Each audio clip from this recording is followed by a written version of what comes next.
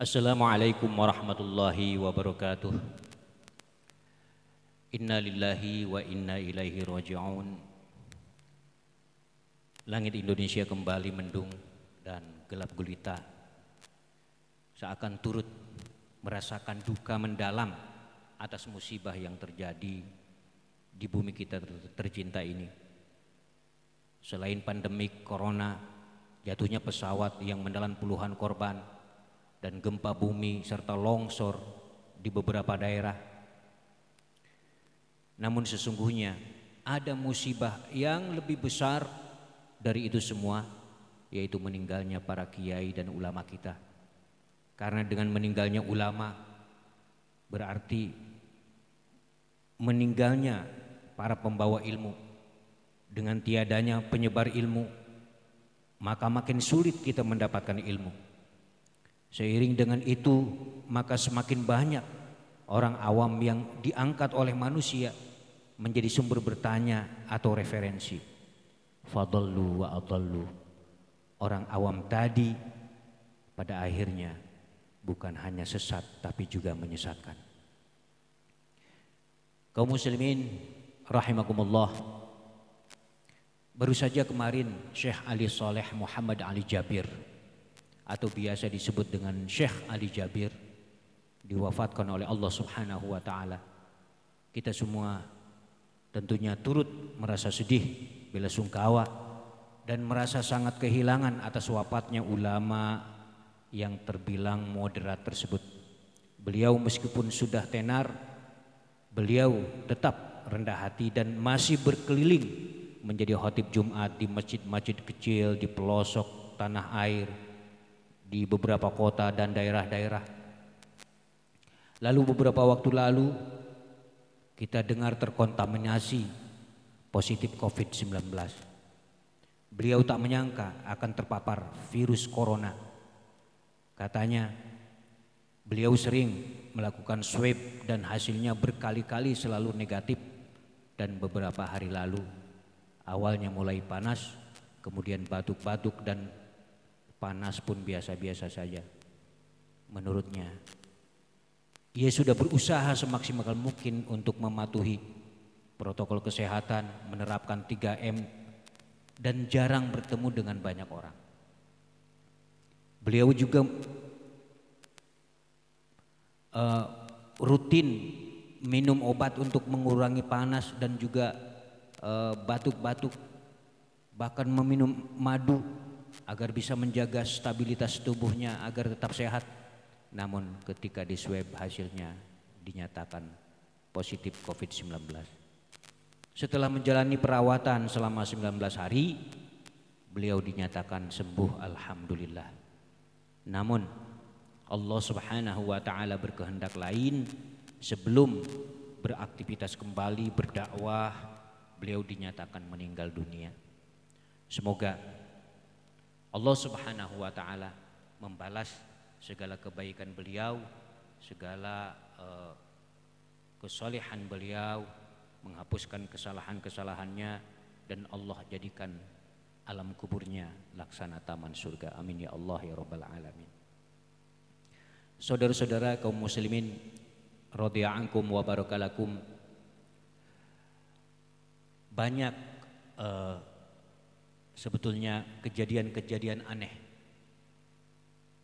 dan janggal terhadap diri Syekh Ali Jabir sebelum dan sesudah beliau diwafatkan oleh Allah Subhanahu wa taala. Di antaranya adalah yang pertama, beliau pernah meminta maaf karena berbeda pendapat dengan para ulama dan para kiai di Indonesia. Inilah kerendah hatian beliau Syekh Ali Jabir. Sifat tawadhu'nya terlihat saat dirinya mau meminta maaf secara terbuka pada tahun 2015 karena adanya perbedaan pendapat dengan sejumlah ulama tanah air, di mana kasusnya juga sempat viral pada waktu itu. Permohonan maaf secara terbuka yang dilakukan oleh beliau juga disertai permohonan bimbingan, mohon bimbingan, arahan, para ustadz, kiai dan majelis ulama Indonesia terhadap dirinya. Memang sudah semestinya sebagai seorang dai harus baper ketika menyampaikan dakwah, tetapi tidak boleh baper jika dikritik masyarakat atau jamaah atau diingatkan oleh ulama sepuh dan para senior. Sikap beliau almarhum ini sebagai seorang penceramah yang meminta maaf karena perbedaan pandangan merupakan sifat terpuji dan patut dicontoh oleh para dai-dai lain jika ada ketidaksamaan dalam isi ataupun pendekatan berdakwah. Sangat luar biasa beliau ini. Keanehan kedua, beliau jadi korban penusukan orang yang tidak dikenal. Ibarat pepatah, semakin tinggi pohon kelapa, semakin kencang angin menerpa. Begitu pula yang terjadi pada Syekh Ali Jabir. Tidak semua orang menyukai beliau. Beliau dikabarkan pada saat itu menjadi korban penganiayaan. Ini terjadi nan jauh di sana, di salah satu masjid di sebuah desa di Tanjung Karang Barat, Bandar Lampung, pada bulan September yang lalu. Ketika itu beliau mengalami luka tusuk di bagian bahu kanan dan sempat dirawat di puskesmas Gedong Air, Bandar Lampung. Nah, walaupun begitu, Syekh Ali Jabir almarhum ini memaafkannya dengan lapang dada. Kemudian ada keanehan yang ketiga. Beliau pernah mengangkat seorang pemulung yang baca Al-Quran. Beberapa bulan yang lalu, seorang bocah pemulung bernama Muhammad Ghifari Akbar ramai jadi perbincangan karena fotonya yang sedang membaca Al-Quran di pinggir jalan tersebar di media sosial. Nah, Syekh Ali Jabir yang juga mengikuti perkembangan sang bocah pemulung itu lalu mengangkatnya menjadi anak, bahkan berniat mempersiapkannya menjadi seorang imam besar di Indonesia. Tak hanya itu, Ali Jabir juga akan memberangkatkan Akbar untuk pergi umroh bersama beliau. Subhanallah, menurut Ali Jabir, sosok Akbar tepat katanya untuk dijadikan figur percontohan lantaran mencerminkan seorang pemuda yang tak kenal lelah berusaha di tengah sulitnya cobaan kehidupan. Subhanallah. Allahumma gfir lahu. Keanehan keempat, berani berhutang demi orang lain. Jadi bukan hanya dikenal sebagai pendakwah dan ahli Al-Quran, namun beliau juga gemar bersedekah. Tidak hanya sekedar sedekah, Syekh Ali Jabir bahkan sampai memberangkatkan jamaah untuk berangkat haji. Sampai-sampai keinginannya itu membuat Syekh Ali Jabir meminjam uang.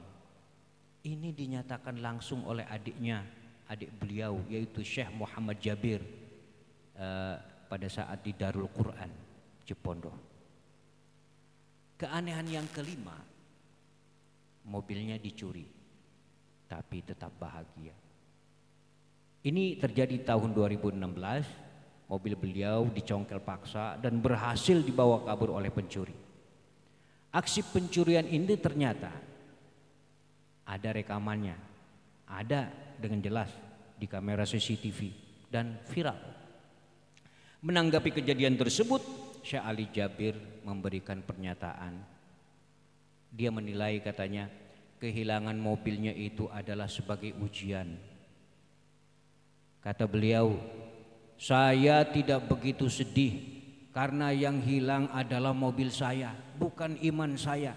Kalau iman yang dicuri berat cari gantinya, tapi kehilangan mobil saya yakin karena mobil kita ini adalah mobil yang kita pakai untuk perjalanan dakwah, yang kita pakai untuk syiar, yang kita pakai untuk membagi-bagikan sedekah kepada para jamaah.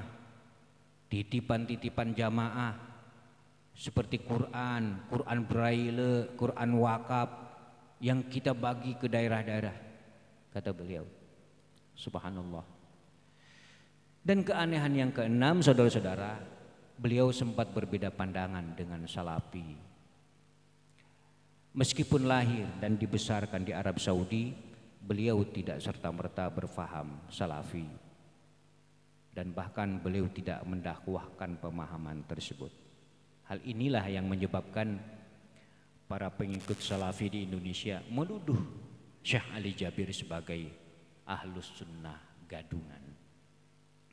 Nah, dalam beberapa kesempatan Syekh Ali Jabir pernah menghadiri, mendukung dan turut mensukseskan peringatan Maulid Nabi besar Muhammad sallallahu alaihi wasallam, Isra Mi'raj, Haul, Nisfu Sya'ban, Halal Bihalal dan lain sebagainya.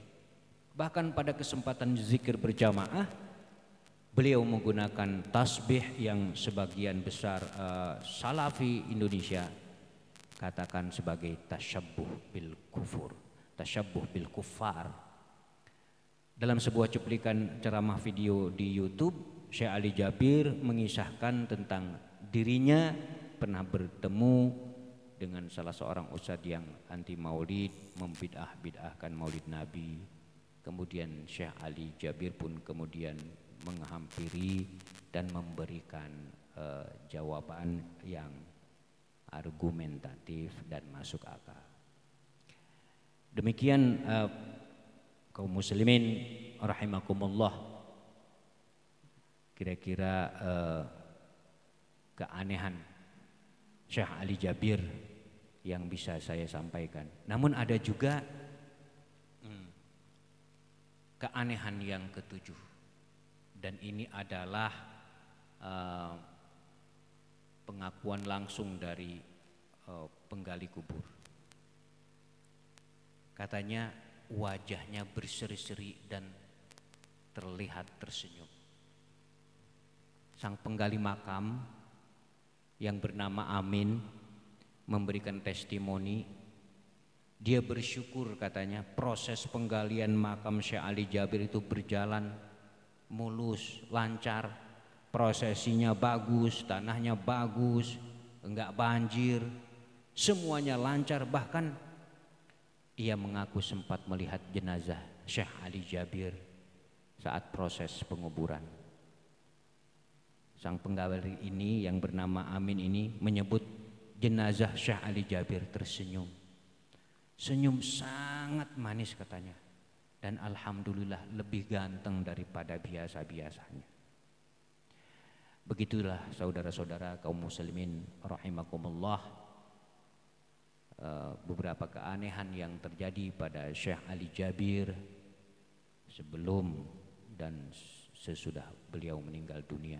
Mudah-mudahan Allah Subhanahu wa taala menempatkan beliau di tempat yang layak, diampuni segala dosanya, diberikan rahmat, serta Allah jadikan alam kuburnya laksana taman surga. Amin ya Allah ya rabbal alamin. Ala hadhihi niyah, ala kulli niyatin salihah, ila hadarin nabil mustafa sayyidina Muhammad sallallahu alaihi wasallam, khususan ila ruhi Syekh Ali Jabir. Al-Fatihah. A'udzu billahi minasyaitonir rajim. Bismillahirrahmanirrahim. Maliki yaumiddin. Iyyaka na'budu wa iyyaka nasta'in. Ihdinas siratal mustaqim. Siratal ladzina an'amta 'alaihim ghairil maghdubi 'alaihim waladdallin. Allahumma ighfir lahu warhamhu wa'afihi wa'fu anhu wa akrim nuzulahu wa wasi' madkhalahu waghsilhu bil ma'i was salji wal barad wa naqqihi minal khataaya kama yunqas thawbal abyadu minad danas. Allahumma la tahrimna ajrahu wa la taftina ba'dahu waghfir lana wa lahu wa li ikhwanina alladhina sabaquna bil iman wa la taj'al fi qulubina ghillan lil ladzina amanu rabbana innaka ra'ufur rahim. Amin ya Allah ya rabbal alamin. Rabbana atina fid dunya hasanah wa fil akhirati hasanah wa qina adzabannar.